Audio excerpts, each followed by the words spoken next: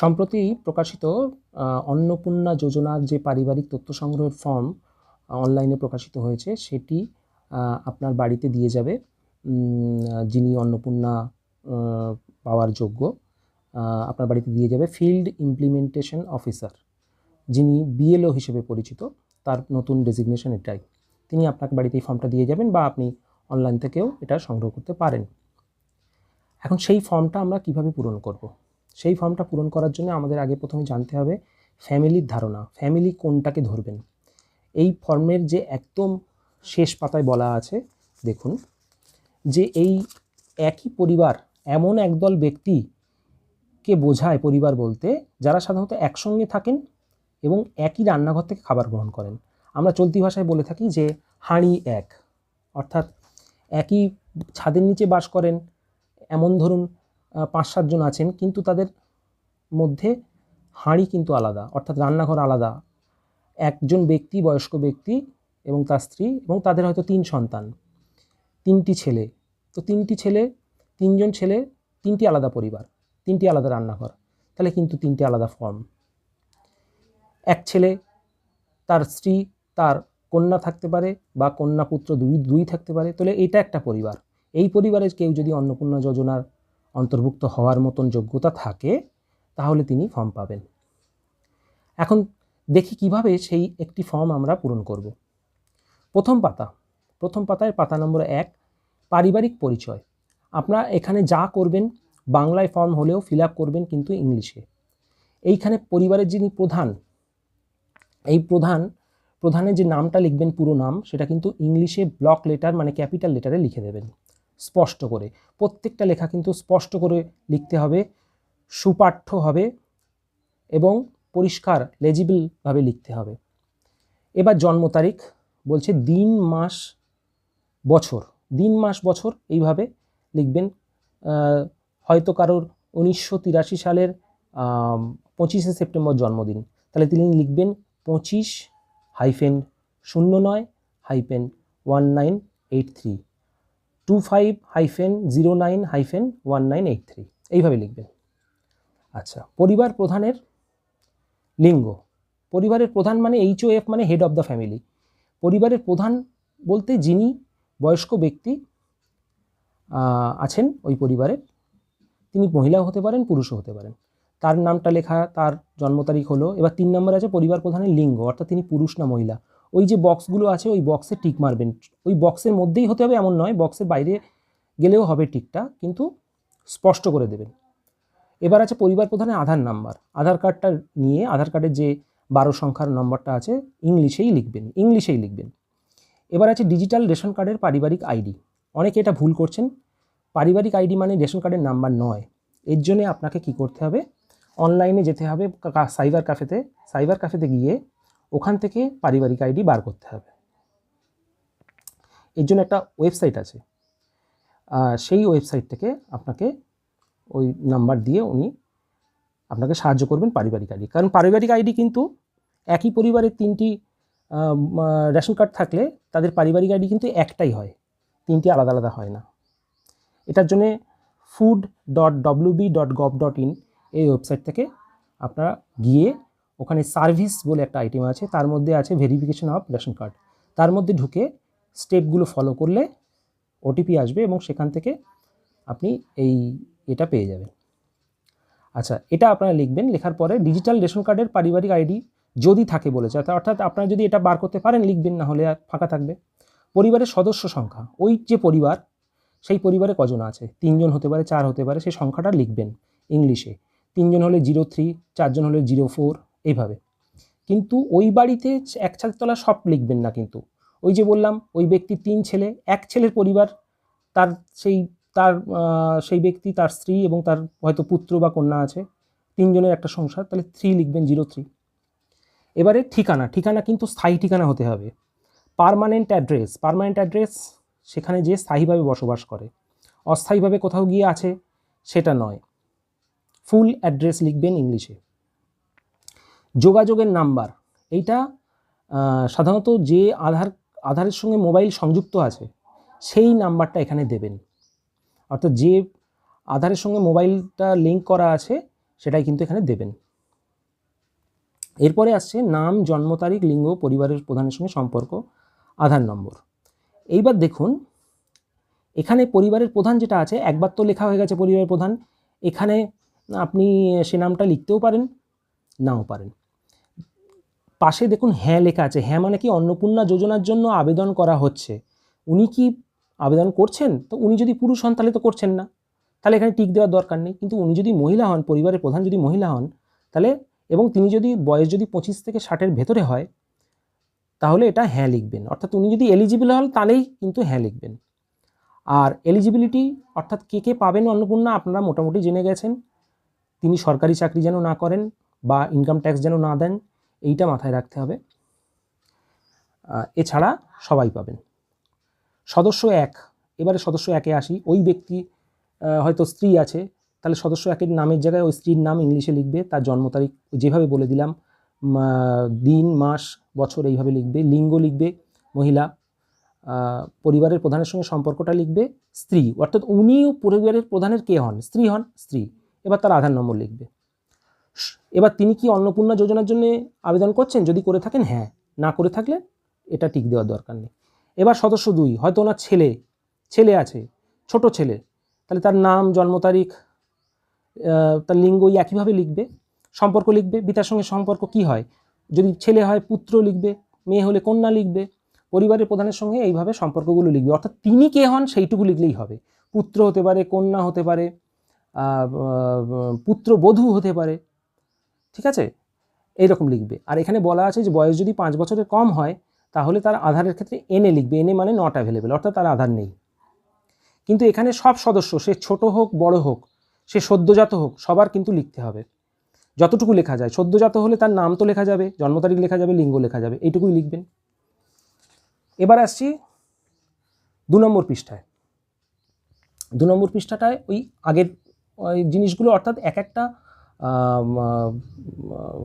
ফর্মে একজন পরিবারের প্রধান এবং 5 জন সদস্য, অর্থাৎ টোটাল 6 জনের লেখার জায়গা আছে।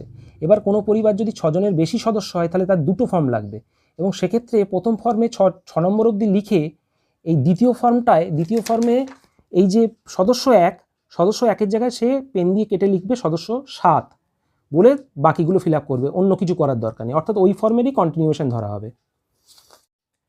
এবারে আসি দেখুন 2 নম্বর ফর্মে দেখুন সদস্য 5 অবধি আছে, অর্থাৎ কোনো ফ্যামিলি যদি সদস্য সংখ্যা 6, কারণ এখানে সদস্য 5 আর একজন head of the family, total 6, এবং 6-এর বেশি যদি কোনো মানে পরিবার হয়, যে পরিবারের হাঁড়ি 1 অর্থাৎ রান্নাঘর 1, সেক্ষেত্রে আমরা কী করব? সেক্ষেত্রে আমরা এই ফর্মটার সঙ্গে আরেকটা ফর্ম, অর্থাৎ তার 2টো ফর্ম হবে। সেক্ষেত্রে সে কী করবে? সদস্য 5 অবধি সব ডিটেলস লেখা, দ্বিতীয় ফর্মটা নিয়ে দ্বিতীয় ফর্মের এই যে এখানে সদস্য 1 আছে, অর্থাৎ পরিবারের 1 জন প্লাস 6 7 জন হয়ে গেল। যাই হোক, আমরা দ্বিতীয় পৃষ্ঠায় এবার আসছি। 2 নম্বর পৃষ্ঠায় আসছি 10 নম্বর পয়েন্ট, পরিবারের সকলের ব্যাংক অ্যাকাউন্টের বিবরণ। হেড অফ দ্য ফ্যামিলির ব্যাংক অ্যাকাউন্ট, ব্যাংকের যে অ্যাকাউন্ট নাম্বারটা সেটা দেবেন স্পষ্ট করে। তারপরে দেখুন ব্যাংকের নামটা দেবেন, ধরুন স্টেট ব্যাংক অফ ইন্ডিয়া লিখবেন। তারপর অ্যাকাউন্ট নাম্বারটা বই দেখে, এটা কিন্তু খুব কেয়ারফুলি লিখতে হবে, খুব যত্ন করে লিখতে হবে। আইএফএসসি কোডও থাকে দেখবেন, আলফা নিউমেরিক কোড বলে। স্টেট ব্যাংকের ক্ষেত্রে SBIN, ইন্ডিয়ান ওভারসিজ ব্যাংকের ক্ষেত্রে IOB, তারপরে সংখ্যা থাকে, তো সেটা লিখবেন, বই দেখে লিখবেন, পাস বই দেখে। এবারে দেখুন এখানে বলেছে ডিবিটি ক্রেডিটের জন্য আধার লিঙ্কিত ব্যাংক অ্যাকাউন্ট প্রদান করুন। দেখুন এটা তো অন্নপূর্ণার ফর্ম, তো অন্নপূর্ণার যিনি হবেন, মানে যিনি যোগ্য হবেন, সেই মহিলার যে অ্যাকাউন্টটা যখন লিখবেন কেয়ারফুলি দেখবেন সেটা যেন ডিবিটি লিঙ্ক থাকে, নাহলে কিন্তু টাকা ঢুকবে না। ডিবিটি লিঙ্ক না থাকলে টাকা ঢুকবে না, তার ব্যাংক অ্যাকাউন্টটা যেন ডিবিটি লিঙ্ক থাকতে হবে। তার ক্ষেত্রে হেড অফ দ্য ফ্যামিলি যদি পুরুষ হয় ছেড়ে দিন, তার ব্যাংক অ্যাকাউন্ট নাম্বার দিন, ব্যাংকের নাম দিন, আবেদন। কিন্তু যদি অন্নপূর্ণা যিনি হবেন, ধরুন সদস্য 1 হচ্ছে সেই মহিলা, সদস্য 2ও এক মহিলা যার অন্নপূর্ণা পাওয়ার যোগ্য, তার ক্ষেত্রে কিন্তু সবসময় ডিবিটি লিঙ্ক থাকতেই হবে, সেই ব্যাংক অ্যাকাউন্ট দেবেন, অন্য ব্যাংক অ্যাকাউন্ট ভুল করেও দেবেন না, টাকা ঢুকবে না। এবং সেই ব্যাংক অ্যাকাউন্টটা চালু থাকতে হবে, আইএফএসসি কোড থাকতে হবে, এইগুলো কিন্তু খেয়াল করতে হবে, আসল কিন্তু এই জায়গাটা। এবার আসছি 3 নম্বর, এইভাবে সবার অ্যাকাউন্ট নাম্বার দেবেন। যার পাবেন না, একটা কথা, যেসব তথ্যগুলো পাবেন না, হয়তো বলবেন যে বাড়ির বাচ্চাটার তো ব্যাংক অ্যাকাউন্ট নেই, তাহলে ওই জায়গাটা লিখে দেবেন পুরো পেন দিয়ে, একদম একটা পেন নেবেন, পেন দিয়ে আপনারা লিখে দেবেন এরকমভাবে, হয়তো এরকম এই পাশে এরকম একটা ব্র্যাকেট দিয়ে NA, বড় হাতের N full stop A, N full stop A, মানে কি এরকম একটা ব্র্যাকেট দিলেন, দিয়ে পাশে N ফুল স্টপ A, এর অর্থ হচ্ছে নট অ্যাপ্লিকেবল, অর্থাৎ তার ক্ষেত্রে এটা প্রযোজ্য নয়। বোঝা গেল? 3 নম্বর পাতায় আসছি, দেখুন এবার 3 নম্বর পাতা। 3 নম্বর পাতায় বলছে এপিক। এপিক মানে কি? Voter card. ভোটার কার্ডের এবার তথ্য পূরণ করব। এপিক নাম্বার, ভোটার কার্ডের নাম্বার, অনেকে দেখবেন প্রথমে থাকে আলফা নিউমেরিক, অর্থাৎ অ্যালফাবেট HVD বা বিভিন্ন রকম অ্যালফাবেট থাকে, তারপর নাম্বার, ওটা দেখে লিখবেন। বিধানসভার ক্ষেত্র, কোন বিধানসভার অন্তর্গত সেটা লিখতে হবে, আর অংশ মানে পার্ট নম্বর অর্থাৎ বুথ নাম্বার লিখতে হবে। যেমন আমাদের ক্ষেত্রে আমরা কি লিখতে পারি, কোন বিধানসভা, আমরা বসিরহাট দক্ষিণ 124, বসিরহাট দক্ষিণ, আর অংশ নাম্বার 236। তাহলে এইভাবে লিখবেন, প্রত্যেক সদস্যের ক্ষেত্রে লিখে ফেলবেন। এইবারে হচ্ছে বিভাগ লিখব। বিভাগ মানে সেই ফ্যামিলিটা কি ধরনের ফ্যামিলি। ইউআর মানে জেনারেল কাস্ট, আমরা যেটা বলি জেনারেল কাস্ট, ঠিক আছে। ইউআরের এখানে টিক মারলেন বড় করে। যদি ইকোনমিক্যালি উইকার সেকশন হয় EWS, এটা কিন্তু দিতে গেলে কিন্তু এর একটা সার্টিফিকেট পাওয়া যায় SD অফিস থেকে, সেইটা থাকলে তবেই এটা মারতে পারবেন, অর্থাৎ আর্থিকভাবে দুর্বল, এটা সাধারণত খুবই পাওয়া যায় না। তারপর আছে SC ST, যার যেমন হবে দিয়ে দেবেন। অনেকে বলবেন যে একজনের SC কার্ড আছে আর একজনের নেই, তো তাহলে একটা কাজ করবেন, SC কার্ডে দাগ মেরে দেবেন। যদি একজনের SC থাকে তো দাগ মেরে দেবেন SC। হ্যাঁ, একাধিক যদি হয় একাধিক দাগ মারতে পারেন, অসুবিধে নেই। তবে SC থাকলে SCতে মেরে দিয়েই ছেড়ে দিতে পারেন। যদি কারোর SC কার্ড বা OBC কার্ড না থাকে তাহলে সেক্ষেত্রে অসংরক্ষিত মানে জেনারেল কাস্ট, ওই প্রথমটা টিক মেরে দেবেন। এবার আসছে রেশন কার্ড সংক্রান্ত তথ্য। তবে SC, একটা কথা বলি, SC OBC এগুলো থাকতে গেলে কিন্তু অবশ্যই কার্ড দিতে হবে, না হলে হবে না। একমাত্র অসংরক্ষিত ক্ষেত্রে কোনো তথ্য লাগবে না। এবার আছে রেশন কার্ড। আপনার কি ডিজিটাল রেশন কার্ড আছে? হ্যাঁ, আমাদের যে কার্ডগুলো আছে সেগুলো হাতে লেখা নয়, যেগুলো ছাপানো কার্ড, রেশন কার্ড, সেগুলো সবই ডিজিটাল, ওগুলো হ্যাঁ লিখে দেবেন। আর না থাকলে না। যদি হ্যাঁ হয় তবে কার্ডের ধরন দেখুন, কার্ডটা নেবেন, কার্ডের গায়ে লেখা থাকে কার কী ধরনের কার্ড, কারোর RKSY, কারোর PHH, হ্যাঁ সেগুলো কার্ডের গায়ে লেখা থাকে। এবার এক পরিবারে একাধিক বিভিন্ন ধরনের কার্ড থাকতেও পারে, দেখা যাচ্ছে যে বিবাহিত মহিলা তার একরকম কার্ড, বাকি জনের আর এক রকম কার্ড, তাহলে দুটো জায়গায় টিক মারতে পারেন। অথবা যদি সবার একরকম কার্ড হয় তাহলে সেই রকম কার্ডের ঘরে টিক মেরে দেবেন। এবার বলছে পরিবারটি কি রেশন দোকান থেকে মাসিক রেশন তুলছে কিনা। মাসিক রেশন যদি আপনার প্রতি মাসে গিয়ে রেশন তোলেন তাহলে হ্যাঁ লিখবেন, না তুললে না লিখবেন। সম্পদ, এবার সম্পদে আসছি। বাড়ির ধরন, আপনার বাড়িতে কি 3 বা তার বেশি পাকা ঘর রয়েছে? যদি 3টের বেশি পাকা ঘর থাকে তাহলে হ্যাঁ লিখবেন। এখানে একটা কথা বলি, এই যে বললাম একটি ব্যক্তি তার 3 ছেলে, এখন সেই বাড়িতে দেখা যাচ্ছে 3 ছেলের জন্য 3টি বেডরুম আছেই, বাবা মার জন্য একটি বেডরুম, 4টে বেডরুম আছে, তাহলে ওই ছেলের পরিবার যখন ফিল আপ করবে সে কি 4টে লিখবে? না, সে তো একটা ব্যবহার করছে, সে একটাই লিখবে, সে 4টে লিখবে না। তার সম্পদ সে আরগুলো ব্যবহার করতে পারে না, আর আরগুলো তো তার মা এবং ভাইরা ব্যবহার করে, তার ভাগে যেটুকু পড়ছে সেইটুকুই সে লিখবে। তার ভাগে যদি 2টো ঘর পড়ে লিখবে, 3টে ঘর পড়ে লিখবে। তথ্য কিন্তু আপনারা সঠিক দেবেন, কেউ লুকিয়ে যাবেন না, তথ্য গোপন করবেন না, কিন্তু সঠিক তথ্য দিতে গিয়ে এমন হবে না যে যেটা আপনি ব্যবহার করেন না সেটা লিখবেন। এবার বলছে পারিবারিক জমির মালিকানা, এক্ষেত্রেও একই, এটা কিন্তু পারিবারিক, খেয়াল করবেন। অনেকে ভাবেন যে নিজের তো জমি নেই, না, পারিবারিক জমি, আপনার বাবার নামে জমি থাকলেও সেটা কিন্তু লিখতে হবে, কিন্তু বিষয় হচ্ছে কতটা লিখবেন। আগে এখানে ধরুন হ্যাঁ লিখলেন, যদি জমি থাকে হ্যাঁ লিখলেন। এইবারে আসি 3-এর পরে 4 নম্বর পাতা। এই জায়গাটায় আপনাকে বলেছে রেজিস্ট্রেশন মিউটেশন কপি, অর্থাৎ মিউটেশন দিতে পারেন বা পর্চা বা ট্যাক্স দেওয়ার যে কোনো একটা ডকুমেন্টস আপনার জেরক্স করে রাখতে হবে। 3 নম্বর পরে আসছি এবারে 4 নম্বর পাতা। 4 নম্বর পাতায় বলছে পরিবারের সকল সদস্যের মোট জমির পরিমাণ। এখন আপনার পরিবার, আপনার বাবা ধরুন 5 কাঠা জমি আছে, এই 5 কাঠা জমির ছেলে আছে 5 জন, তাহলে প্রত্যেকের ভাগে উত্তরাধিকার সূত্রে কতটা হয়? 1 কাঠা করে। তিনি মারা গেলে তারপরে তো সেই জমি ছেলেদের মধ্যেই ভাগ হবে, তাহলে সেক্ষেত্রে 1 কাঠা আপনার প্রাপ্য হচ্ছে 1 কাঠা। ওই 1 কাঠা সমান কত শতক সেটা লিখবেন। 1 কাঠাকে 1.65 দিয়ে গুণ করলে যেটা হয় সেইটা হচ্ছে শতক। 1 কাঠা সমান 1.65 শতক, শুধু সেইটুকুই লিখবেন। সে অনেকেই বলছেন যে আমার তো নামে জমি এখনও নেই, ভাগ বাটোয়ারা হয়নি, না হলেও উত্তরাধিকার যতজন আছেন মোট জমিকে সেটা দিয়ে ভাগ করে যা হবে সেটা লিখবেন। কারণ বলেছে পরিবারের সকল সদস্যের মোট জমি, সব পরিবার যদি না লেখে তাহলে সব জমির চিত্রটা ফুটে উঠবে না। 4 নম্বর বলছে যানবাহন, আপনার কোনো সদস্য অবাণিজ্যিক মোটর চালিত 4 চাকা, অবাণিজ্যিক মানে কি, যেটা পার্সোনাল ইউজে ব্যবহার হয়, অনেকে গাড়ি কিনে ভাড়ায় চালায়, সেটাকে ধরলে হবে না। যিনি নিজের প্রয়োজনে ব্যবহার করেন 4 চাকা গাড়ি আছে কিনা, যদি থাকে হ্যাঁ, আর যদি হ্যাঁ হয় গাড়ির সংখ্যা কতগুলো গাড়ি আছে লিখবেন আর গাড়ির রেজিস্ট্রেশন নাম্বার লিখে দেবেন, আর না হলে না এতে টিক মারবেন। আচ্ছা, এবারে বলছে পরিবারের সদস্যদের স্বাস্থ্য বিমা, খুব ইম্পর্টেন্ট বিষয়।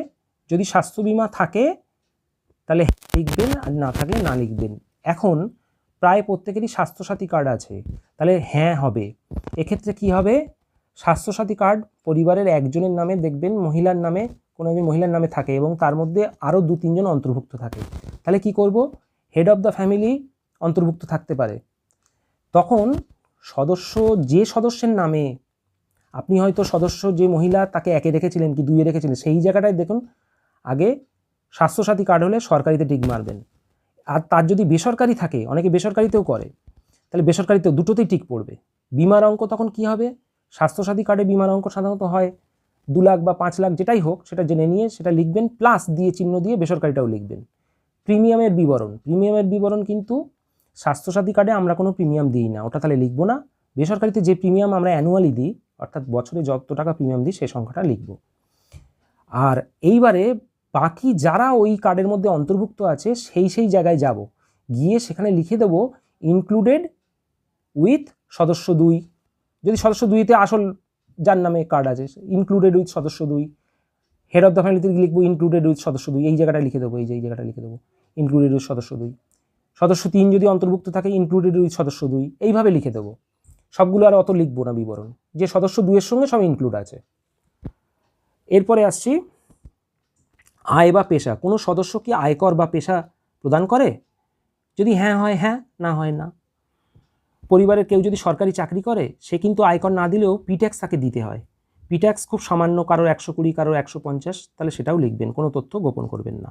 পরিবারের সদস্য প্যান কার্ড, এবার প্যান কার্ডের যার আছে সদস্য একদম হ্যাঁ, কারোর একজনেরও থাকলে হ্যাঁ লিখবেন, লিখে আর কারোর যদি না থাকে তাহলে না লিখবেন, আর একজনেরও যদি থাকে হ্যাঁ লিখবেন এবং শুরু করবেন। হেড অফ দ্য ফ্যামিলি, যদি তার প্যান কার্ড থাকে তাহলে তার হেড অফ দ্য ফ্যামিলির নাম লিখে প্যান নাম্বার লিখে দেবেন। সদস্য 1 লিখে তার যদি নাম লিখে, যদি প্যান নাম্বার থাকে তাহলে লিখবেন, এইভাবে লিখবেন। এবার আসছি 5 নম্বর। 5 নম্বরে দেখুন কর্মসংস্থানের ধরন। কর্মসংস্থান পরিবারের প্রধান কি কাজ করেন, কে কি কাজ করে, এটা এখানে লিখব। সরকারি চাকরি করলে সরকারি ক্ষেত্র, বেসরকারি চাকরি করলে বেসরকারিতে, চাকরি করলে বেসরকারি ক্ষেত্র। সংগঠিত ক্ষেত্রে স্বনিযুক্তি, অর্থাৎ ব্যবসায়ী, মালিক, উদ্যোক্তা হলে এখানে দেব, নিজের ছোট ব্যবসা থাকলে এই জায়গাটা দেব। আংশিক সময় কর্মরত, পার্ট টাইম কেউ করলে, পার্ট টাইম মানে কিছুক্ষণের জন্য, এই যে অনেকে বাড়ি পরিচারিকা, গৃহ পরিচারিকা, কাজের লোক কাজ করেন, তারা এখানে দিতে পারেন। অসংগঠিত, এরপরে আছে অসংগঠিত ক্ষেত্রে স্বনিযুক্তি, কেউ ছুতোর মিস্ত্রি, ইলেকট্রিশিয়ান হলে এই জায়গাটা দেবে। শিল্পী, কৃষক এই জায়গাটা দেবে। আচ্ছা, পরিযায়ী শ্রমিক মানে বাইরের স্টেটে গিয়ে, বাইরের রাজ্যে গিয়ে কাজ করেন, তাহলে এখানে দেবেন। বেকার হলে বেকার দেবেন। অন্যান্য ক্ষেত্রে দেখুন বাড়িতে কেউ পেনশনার থাকতে পারে, অর্থাৎ পেনশনভোগী, অবসর ভাতা পাচ্ছেন, তিনি এইখানটা দিতে পারেন, দিয়ে পাশে লিখতে পারেন যে পেনশনার, PENSIONER। এবার এইভাবে প্রত্যেকে দেবেন। যিনি হাউসওয়াইফ আছে তিনি বেকার দিয়ে দেবেন, যে বাচ্চাটা আছে সে অন্যান্য দিয়ে দেবে, সে অন্যান্য দিয়ে পাশে লিখে দেবে মাইনর। হ্যাঁ, তো এইভাবে পেশাটা হয়ে গেল 5 নম্বর। এবারে আসছি 6 নম্বর পেজ। 6 নম্বর পেজে ওই পেশা তো চলছে, তারপরে 8 নম্বর পয়েন্টে পরিবারের শিক্ষিত প্রাপ্তবয়স্ক সদস্যদের সংখ্যা, অর্থাৎ শিক্ষিত প্রাপ্তবয়স্ক, এখানে বাচ্চাদের কথা আসবে না। যতজন শিক্ষিত আছে সেই সংখ্যাটা 01 বা 02 বা 03, আর অশিক্ষিত কতজন আছেন সে 01 বা 02 আপনি এখানে দিয়ে দেবেন। এইবার তাদের ডিটেলসটা দিতে হবে। পরিবারের প্রধান যদি শিক্ষিত হয়, শিক্ষিত টিক মেরে সর্বোচ্চ শিক্ষা, হয়তো কেউ মাধ্যমিক পাস, তাহলে লিখবেন মাধ্যমিক। উচ্চ মাধ্যমিক HS, গ্র্যাজুয়েট হলে BA MA যা আছে এখানে যোগ্যতার পাশে সেইটা লিখে দেবেন। আর অশিক্ষিত হলে তো কিছুই লেখারই দরকার নেই। এইভাবে আসছে, হয়ে গেল আমাদের 6 নম্বর পেজ। এবারে যাচ্ছি 7 নম্বর পেজ। 7 নম্বর পেজের 5 নম্বর পয়েন্ট বলছে, কোনো সদস্য কি কোনো সাংবিধানিক পদে আছেন, অর্থাৎ কেউ কি বাড়িতে আছে যে রাজনৈতিক কোনো পদ হোল্ড করে আছে, মানে সাংবিধানিক পদ, সরি, কাউন্সিলর হতে পারেন, এমএলএ হতে পারেন, এমপি হতে পারেন। যদি থাকে হ্যাঁ, যদি না হয় না। যিনি এই পদে রয়েছেন তার সদস্য নম্বর, মানে কত নম্বর সদস্য, অর্থাৎ সদস্য এই যে ওপরে যে সদস্য 4, 5, কোন নম্বর সদস্যটা এটা হচ্ছে এতে রয়েছে সেইটা আমরা লিখব। ঠিক আছে, এবারে দেখুন আমরা পরের যে পয়েন্টটা, কোনো সদস্য কি সরকারি পেনশনভোগী? যদি বাড়িতে এমন কেউ থাকেন যে সরকারি চাকরি করে অবসর নিয়েছেন, অর্থাৎ এখন আর চাকরি করেন না, 60 বছর পরে রিটায়ার করেছেন, এরকম যদি কেউ থাকে পেনশন পায় তাহলে হ্যাঁ, না হলে না। এবং সে কত নম্বর সদস্য, অর্থাৎ এতক্ষণ ধরে যে 5 জনের মধ্যে কত নম্বর সদস্য সেটাও লিখে দেবেন। কোনো সদস্য কি জিএসটি অধীনে নিবন্ধিত আছেন? জিএসটি 7 নম্বর পয়েন্ট। জিএসটি মানে গুডস অ্যান্ড সার্ভিসেস ট্যাক্স, এটা সাধারণত ব্যবসায়ী হয় তাদের ক্ষেত্রে থাকে। তাহলে সেক্ষেত্রে জিএসটি আইন, এই যে যার লাস্ট ডান দিকে রয়েছে জিএসটি আইএন, ওই নাম্বারটাও লিখে দিতে হবে হ্যাঁ হলে, আর না হলে কোনো দরকার নেই। এবার বলছে পরিবারের মোট বার্ষিক আয়টা কিন্তু আপনাকে নিজেরা সততার সাথে এখানে দিয়ে দেবেন। কারণ দেখুন আজকালকার দিনে প্যান কার্ডে সব কিছুই কিন্তু ধরা আছে, আপনি চাইলেও কিন্তু লুকোতে পারবেন না। এখানে সঠিকভাবে প্রতি মাসে যে টাকা আয় তাকে 12 দিয়ে গুণ করে এখানে লিখে দেবেন। এবার বলছে অন্যান্য, এবার উঙো তাকে অন্যান্য পরিচয় নথি। সিএ আবেদনের বর্তমান অবস্থা, সিএতে যদি কেউ আবেদন করে থাকে তাহলে সে এইখানে এইগুলো করবে। পরিবারের প্রধান যদি আবেদন করে থাকে লিখবে, নালে লিখবে প্রযোজ্য নয়। যেগুলো প্রযোজ্য নয় মানে কি, যা অর্থাৎ সিএতে টোটালি আবেদনের ব্যাপারই নেই, বাড়িতে এরকম কেউ নেই যে সিএতে আবেদন করেছে, মানে কেউই করেনি, তাহলে প্রযোজ্য নয়গুলো সব টিক মেরে যাবেন প্রত্যেক সদস্যের ক্ষেত্রে। আপনার যতজন সদস্য আছে সেই পর্যন্ত, আপনি যদি 3 জন সদস্য থাকে 3 জন সদস্যের ক্ষেত্রে এই প্রযোজ্য নয় কথাটা লিখবেন। এবারে আসছি 8 নম্বর পেজ। 8 নম্বর পেজের পয়েন্ট নাম্বার 2 বলছে কোনো অন্যান্য কিষাণ ক্রেডিট কার্ড, এই KCC, ARD, artisan credit card, এই ধরনের কার্ড অনেকের থাকে, যারা অসংগঠিত ক্ষেত্রে থাকেন, কাজ করেন, তাদের অনেকে শ্রমিক কার্ড টার্ড ইত্যাদি বিভিন্ন থাকে। সেইগুলো যদি থেকে থাকে তাহলে তার আইডি সংখ্যা, পরিবারের মানে প্রত্যেকের সদস্যের কার যার আছে সেগুলো এখানে দিতে হবে, সেই ডিটেলসগুলো। এগুলো অনেকেরই থাকে না, আপনারা এগুলো ব্ল্যাঙ্ক রেখে দিতে পারেন বা পুরোটাই নট অ্যাপ্লিকেবল করতে পারেন, বা পুরোটাই ব্ল্যাঙ্ক ছেড়ে দিন, সবচেয়ে ভালো হয় এগুলো ব্ল্যাঙ্ক রেখে দিন। এইবার আসছে তলার দিকে, যদি এসআইআর 2026-এর নাম বাদ পড়ে থাকে তবে মামলাটি ট্রাইব্যুনাল বিচারাধীন কিনা। খুব ইম্পর্টেন্ট, অনেকেরই নাম বাদ পড়েছিল। লাস্ট যে আমাদের 9 তারিখের যে এটা হয়েছিল, ইরোলটা বেরিয়েছিল, সেখানে দেখা গেছিলো যে বিচারকরা বিচার করে অনেকের নাম বাদ দিয়েছিলেন। এবার তারা কিন্তু অনলাইনে গিয়ে ট্রাইব্যুনালে সেটা আবেদন করেছেন। সেইটা যদি কেউ করে থাকেন, পরিবারের প্রধান হয়তো করেছেন, যদি না করে থাকেন তাহলে প্রযোজ্য নয়। ঠিক আছে, তার যদি নাম উঠে গিয়ে থাকে তাহলে তো তিনি আবেদন করেনি, তাহলে প্রযোজ্য না। আবার এরকম হতে পারে যে ট্রাইব্যুনালে বাদ পড়েছে, মানে ভোটার লিস্ট থেকে নাম কাটা গেছে কিন্তু তিনি ট্রাইব্যুনাল করার কথা করেননি, তাহলে সেক্ষেত্রে না লিখবেন। আর যদি হ্যাঁ হয় তাহলে মামলার বিবরণটা লিখতে হবে। এখানে মামলার বিবরণ মানে আর কিছুই নয়, পরের পেজে আমরা চলে যাচ্ছি 9 নম্বর পেজে। মামলার বিবরণ মানে ওই যে ট্রাইব্যুনালের পেজটা নেবেন, যে ডাউনলোডেড পেজটা, সেখানে ওপর দিকে একটা অ্যাকনোলেজমেন্ট নাম্বার আছে, সেই নাম্বারটা লিখে দেবেন। আর যদি এই রকম ট্রাইব্যুনালের কেসটা যদি কারোর ক্ষেত্রে নাই থাকে তাহলে ওই যে ওপরে এখানটা প্রযোজ্য নয় লেখা আছে, প্রযোজ্য নয়টা করে দেবেন। প্রত্যেক সদস্যের ক্ষেত্রে যতগুলো সদস্য আছে প্রযোজ্য নয় করে দেবেন। এইবারে আসছি আমরা পয়েন্ট নাম্বার পৃষ্ঠা নাম্বার 9, পৃষ্ঠা নাম্বার 9-এর পয়েন্ট নাম্বার বলছে সামাজিক মর্যাদা এবং নির্ভরশীল ব্যক্তি। বাড়ির যে ছোট বাচ্চাগুলো আছে এইখানে আসবে, যে বাচ্চাগুলো স্কুলে পড়ে। তো শিশু সদস্য 1, প্রথমে একই লিখব, কারণ একটাই শিশু সদস্য যদি কেউ থাকে তাহলে শিশুর নাম লিখব প্রথমে, তারপরে লিখব শ্রেণী, কোন ক্লাসে পড়ে, তারপর বিদ্যালয়ের নামটা লিখব, পাশে বিদ্যালয়ের নামটা লিখে দেবো, সব ইংলিশে। ধরন কিন্তু দেখুন, এই যে সরকারি স্কুল আমরা বলি সেটা প্রথম এই যে সরকারি সাহায্যপ্রাপ্ত স্পন্সর্ড বিদ্যালয়, এটা টিক মারবেন। বেসরকারি স্কুলে যদি কেউ পড়ে তাহলে বেসরকারি, মাদ্রাসায় যদি কেউ পড়ে মাদ্রাসা, অন্যান্য যদি থাকে এসএসকে এমএসকে, তাহলে এখানে লিখে দেবেন এসএসকে বা এমএসকে বা আইসিডিএস স্কুল টুল যেগুলো থাকে। এইভাবে যতগুলো বাচ্চা স্কুলে পড়ে। তো হয়ে গেল আমাদের পেজ নাম্বার 9। আসছি পেজ নাম্বার 10। পেজ নাম্বার 10-এ দেখুন ওইটারই কন্টিনিউশন আছে, অর্থাৎ বাচ্চাদের ওই যে ওটা যতগুলো বাচ্চাদের স্কুলে পড়া বাচ্চাদের ডিটেলস। তারপরে আছে টিকাদান। 2 নম্বর পয়েন্ট দেখুন শিশুদের টিকাকরণের বর্তমান অবস্থা।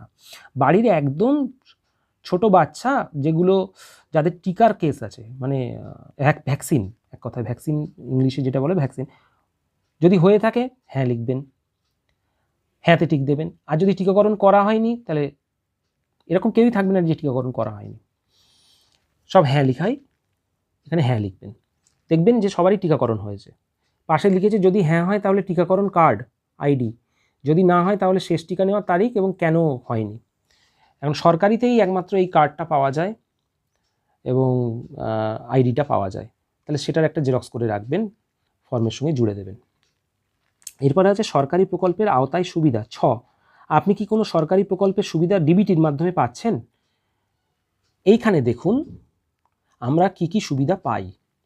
আমরা পাই লক্ষ্মীর ভাণ্ডার পেয়ে আসছেন যিনি, তিনি লিখবেন। যিনি বার্ধক্য ভাতা পাচ্ছেন তিনিও লিখবেন। যিনি গ্যাসের ভর্তুকি পাচ্ছেন উজ্জ্বলা যোজনায়, ওটা হচ্ছে PMUY, ওটা লিখবেন। আবার আমরা দেখবেন গ্যাসের ভর্তুকি পাই 20 টাকা 25 টাকা আমাদের অ্যাকাউন্টে ঢোকে, যেগুলো এমনি হাউসহোল্ড কানেকশন নেওয়া আছে, উজ্জ্বলা যোজনা নয়, সেগুলোও কিন্তু একটা প্রকল্পের মাধ্যমে আমরা 20 টাকা ভর্তুকি পাই, সেটার নাম হচ্ছে ডিবিটিএল। এটাও লেখার দরকার উচিত। পরিবারের প্রধান যদি এরকম গ্যাস থেকে থাকে বা যদি বার্ধক্য ভাতা থেকে থাকে বা যেগুলো বললাম পরিবারের প্রধানের খাত থেকে যদি পায় তাহলে হ্যাঁ লিখবেন, আর না হলে না লিখবেন। এইবার প্রকল্পের নামগুলো লিখতে হবে, কি কি প্রকল্প সে পায়। বিকল্প বা ইনপুটের এইখানে দেখুন প্রকল্পে এক প্রকল্পে কি পায়, যদি সে বার্ধক্য ভাতা পায় তাহলে লিখবে বার্ধক্য ভাতা। পাশের ঘরে বলছে প্রত্যাহার করতে চান, অর্থাৎ এই প্রকল্পে কি আপনি ছেড়ে দিতে চান। অবশ্যই যদি এখানে টিক মারেন তাহলে কিন্তু প্রকল্প ক্যান্সেল হয়ে যাবে, না এখানে কোনো টিক মারবেন না। দুদাগে বলছে, দুদাগে এবারে হয়তো ডিবিটিএল অত গ্যাসের ভর্তুকি পায়, গ্যাসটা তার নামে হতে হবে, তাহলে গ্যাসের ভর্তুকি পেলে তাহলে এখানে সেই ডিবিটিএল বা PMUY লিখবেন, কিন্তু পাশে যেন টিক মারবেন না, খবরদার। প্রত্যাহার তাহলে ওটা আপনি ছেড়ে দিতে চাইছেন এরকম হবে। এবার সেটা ছেড়ে দেবেন কি দেবেন না আপনাদের ব্যাপার, কিন্তু এটা ব্যাপারটা হচ্ছে প্রত্যাহার করা মানে সেটা ছেড়ে দেওয়া। সদস্য 1 যিনি মহিলা তিনি হয়তো লক্ষ্মীর ভাণ্ডার পান, তাহলে এখানে লক্ষ্মীর ভাণ্ডার লিখবেন, সব ইংলিশে লিখবেন। আচ্ছা, এবারে সদস্য 3 দেখা যাচ্ছে যে বাড়ির একজন ছেলে, সে ছেলে বা মেয়ে সে কন্যাশ্রী পেয়েছে বা বিভিন্ন ধরনের প্রকল্পের টাকা পেয়েছে, ফোন কেনার জন্য টাকা পায় অনেকে, তরুণের স্বপ্ন, এরকম ঐক্যশ্রী বা বিভিন্ন প্রকল্পে টাকা পায়, সেগুলো সে লিখবে। ঠিক আছে, এইভাবে লিখবে। আচ্ছা, পরের পেজেও ওই একই জিনিস রয়েছে, আমরা প্রায় শেষ জায়গায় চলে এসেছি, পেজ নাম্বার 12। এখানে আপনাদের এই যে বাদ দেওয়া হলে কারণ, অফিসার কর্তৃক, এইসব আপনাদের কিছু করার দরকার নেই। 2 নম্বর পয়েন্টটা এই বর্গীজ পয়েন্ট ঘোষণা ও সম্মতি, অর্থাৎ পুরো ব্যাপারটা আপনি আপনার সজ্ঞানে আপনি ফিল আপ করেছেন, আপনি সব তথ্য সঠিক দিয়েছেন। কে বলছে এই কথাটা, এই ঘোষণাটা দেবে বাড়ির যে পরিবারের যে প্রধান। পাশে ওই যে সম্মত লেখা আছে, ওই সম্মতর ওখানে সে টিক মারবে, মেরে টিক দিয়ে এবার সে এই দেখুন এই পেজের 13 নম্বরে এখানে এসে বলছি যে সত্য এবং প্রযোজ্য ক্ষেত্রে আমি সকল সহায়ক নথি প্রদান করেছি, করে পাশের ডান দিকে এখানে স্বাক্ষর সইও করতে পারে অথবা টিপছাপ দিতে পারে। আর তলার এই পার্টে কিছু করার দরকার নেই, এটাই। এবং এর সঙ্গে আপনারা সব জেরক্স, সব সদস্যের 5 রকমের জেরক্স তো অবশ্যই দেবেন। কি কি? ভোটার কার্ড, আধার কার্ড, প্যান কার্ড, ব্যাংকের বই, রেশন কার্ড, যার যেটা অ্যাভেলেবেল আছে সেগুলো জেরক্স দেবেন। পাশাপাশি জমির পর্চা বা খাজনার রসিদের জেরক্স দেবেন। অনেকে ভাবছে দলিলটা পুরো দেবেন, না, পুরো দলিল অসম্ভব ব্যাপার, একটা পেজ শুধু দেবেন এইগুলো। আর যদি কাস্ট সার্টিফিকেট থাকে SC ST তাহলে সেটা জেরক্স দেবেন। ঠিক আছে, এইগুলো আপনারা দিতে পারেন মানে দিতে হবে, এবং প্রত্যেকটা জেরক্সের তলায় আপনাকে সই করে দিতে হবে। যার যার জেরক্স সে সই করতে পারে অথবা বাড়ির প্রধান তলায় সই করে দেবেন, দিয়ে ফর্মের সঙ্গে জুড়বেন এবং সুতো দিয়ে ভালো করে বাঁধবেন, কারণ ওটা কিন্তু অনেকটা মোটা হয়ে যাবে কাগজ দেওয়ার পরে। এইভাবেই অন্নপূর্ণা ফর্মটা ফিল আপ করবেন। এবং বিভিন্ন রকম ফর্ম ফিল আপ করতে গিয়ে সমস্যার সৃষ্টি হতে পারে। একটা হচ্ছে এক ছাদের তলায় কতগুলো ঘর দেখাবো, আবার মহিলারা অনেক সময় দেখা যায় যে লক্ষ্মীর ভাণ্ডার পেতেন, তখন অবিবাহিত ছিলেন, পরে বিবাহিত হয়ে অন্য জায়গায় চলে গেছেন, তিনি কিন্তু অন্য জায়গায় অর্থাৎ শ্বশুরবাড়ি গিয়ে সেখান থেকে ফর্মটা তার পরিবারের হিস্ট্রিটা দেবেন, অর্থাৎ ফর্ম এখান থেকেই নেবেন বাবার বাড়ি থেকে, কিন্তু তার ফর্মে যে ডিটেলসগুলো দেবেন সেগুলো কিন্তু তার স্বামীর, তার সেই পরিবারের দেবেন, কারণ তিনি এখন সেখানে রান্নাঘর থেকে খাবার গ্রহণ করেন, এখানে করেন না। এরকম অনেক পয়েন্ট আছে। প্রিমিয়ামের ক্ষেত্রেও ওই রকম সমস্যা হতে পারে। একটা স্বাস্থ্যসাথী বা স্বাস্থ্য বিমার মধ্যে 3 জন অন্তর্ভুক্ত, একজনেরটা লিখে অন্য সদস্যের ক্ষেত্রে ওই সদস্য নাম্বার 2 বা 3-এর সঙ্গে অন্তর্ভুক্ত, মানে ইনক্লুডেড ইন সদস্য 2, সদস্য 3, মেম্বার 1, মেম্বার 2 এরমভাবে লিখে দেবেন, ঠিক আছে? আর জমির ক্ষেত্রে যে সমস্যাটা দেখা দিচ্ছে সেটাও যে বললাম, যে ভাগ করে দেবেন, টোটাল জমির থেকে তার কতটা প্রাপ্য হয় সেটা ভাগ করে দেবেন, দিয়ে লিখবেন। ধন্যবাদ।